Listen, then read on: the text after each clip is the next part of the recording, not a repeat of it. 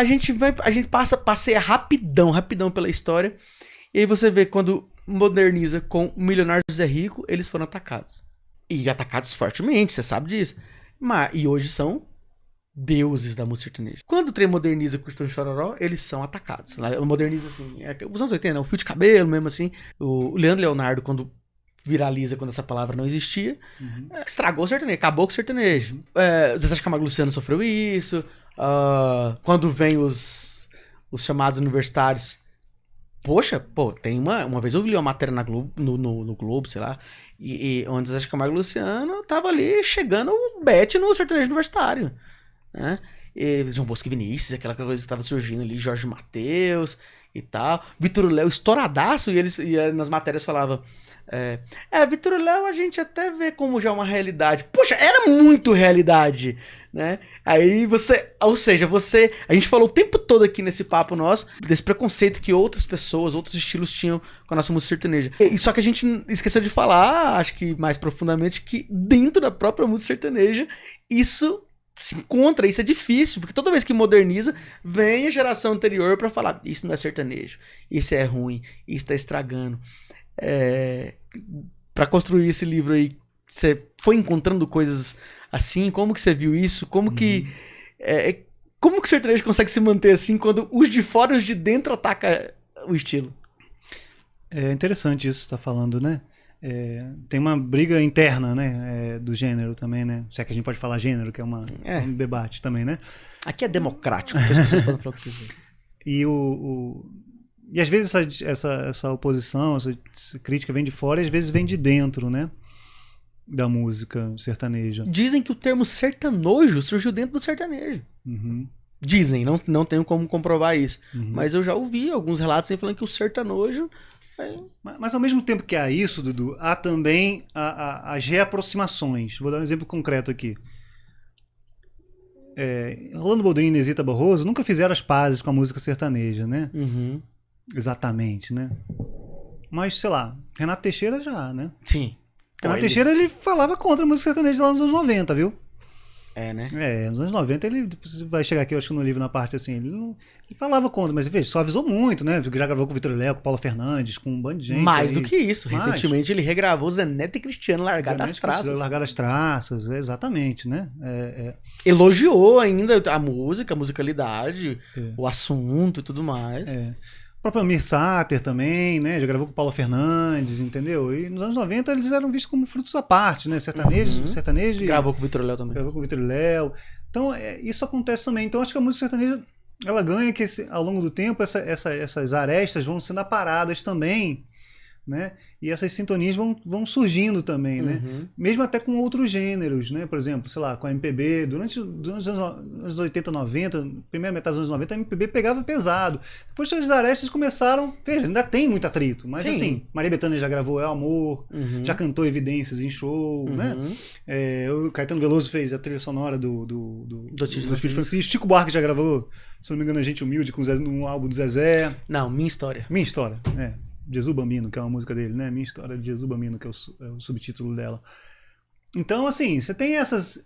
Nem Mato Grosso participou dos Amigos, né? Num dos programas lá. O Lulu Santos, Simone, que tanto criticou, gravou com o Chitão Chororó, a História de um Prego. História de um Prego. Então, essas coisas, elas vão se aparando também à medida que eu acho que determinadas gerações vão se entronizando, digamos assim, como tradição.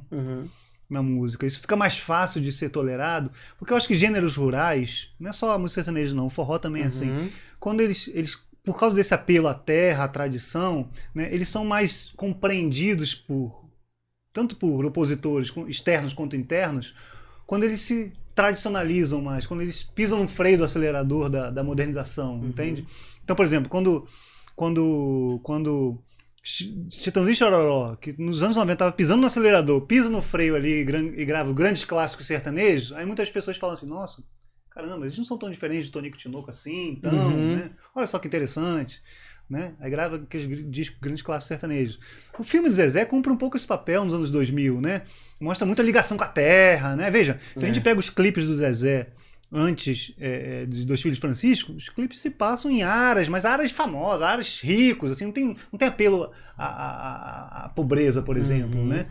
Os clipes, eu me lembro do clipe de Muda de Vida, que se passa no Pier da Barra, sabe? Muda de vida, cheio de mulheres, surfistas, sabe? Não tinha esse apelo à ruralidade, porque o que contava ali nos anos 90 era desde a modernização, de incorporar, de botar guitarra do pisca, né? Dessa galera tocando dobrada, né? Essa guitarra... Então, era isso. Tocar teclado. Não tinha mais sanfona nos anos 90, praticamente. Não, né? A sanfona foi quase extinta. A sanfona voltou com sertanejo universitário, né? Pra mim que toca sanfona de forma amadora aqui, vocês aumentaram o preço da sanfona. A sanfona se tornou um instrumento incomprável, porque vocês subiram muito o preço do. Eu queria até adquirir uma pra aprender. É difícil, é preço de um carro aí, rapaz. É complicado. Mas então, quando esses gêneros se apelam à tradição, fica mais fácil, né? O César Menotti e Fabiano gravaram aquele disco Memórias. A galera que era meio assim, quando eles cantavam leilão, mas eles cantam aí, ó. Por mais que eles cantem clássicos, que eles chamam de clássicos e modões, coisas que na época que elas foram gravadas originalmente não eram chamadas assim, né? Quando grava as músicas do Zezé, quando grava as músicas do Chororó, na época, elas eram acusadas de serem modernas, né? É muito curioso isso, né? Como cada geração vai tradicionalizando um repertório que na época que eles foram lançados exatamente não era visto assim, né? Mas é curioso, por quê? Porque isso demonstra que o discurso da tradição, né, do folclórico, da terra, tem um valor para esses gêneros rurais. Lá em Pernambuco tem uma expressão muito interessante, eu sou de Pernambuco, né, como eu disse, que é forró das antigas. Aí você pergunta assim, mas o que é o forró das antigas? Né? Porque tem o forró pé de serra e o forró eletrônico. O que é o forró das antigas? O forró das antigas é o forró eletrônico, mas que é antigo. Então, por exemplo, dos anos 90, né? Você pega as bandas de forró eletrônico dos anos 90, Limão com Mel, né? Mesmo as primeiras gravações de Aviões do Forró, né? Isso é forró antigo. Isso é forró das antigas. Das antigas. Por quê?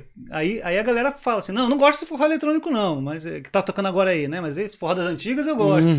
Por quê? Porque esse apelo à tradição é legitimador, entende? Que com certeza quando surgiu, quando surgiu era chamado de eletrônico, né? Não sei se você sabe, Dudu, mas na época o Chico César era no início dos anos 2000, o Chico César, o músico, era secretário de Cultura da Paraíba.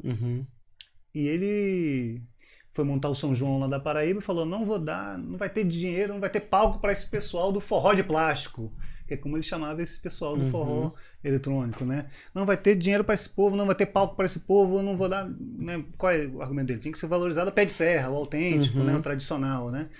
Então, é isso. Aí é curioso que esses modernos que já passaram, né, apelem à tradição para falar, nós somos forró das antigas. É uma forma de se legitimar também. Mas isso acho que apara as arestas, sabe? Aí alguém que achava, né, Chitãozinho e Chororó muito moderno, quando eles gravam grandes clássicos sertanejos. Ganham respeito. Quando os Vitor e Léo gravam, né, em vez de gravar, sei lá, Fada, grava Vida Boa. Poxa, Vida Boa parece uma música, né, mais ruralzinha, mais do campo. Então tem isso. Acho que isso é muito... Os amigos também ajudaram muito nisso também, né? O programa Amigos, né?